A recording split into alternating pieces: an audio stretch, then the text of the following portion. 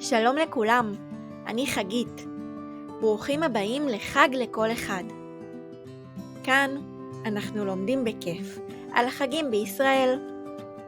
לפני שאנחנו מתחילים, יש כמה כפתורים שחשוב להכיר. כפתור הבית, כפתור בצורת ריבוע, ובתוכו צורה של בית בצבע כחול.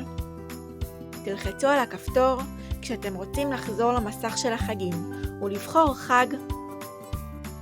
כפתור הבא, כפתור עגול ובתוכו חץ.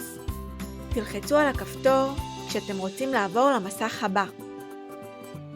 כפתור חזור, כפתור בצורה של ריבוע ובתוכו חץ. תלחצו על הכפתור כשאתם רוצים לחזור למסך של הנושאים של החג.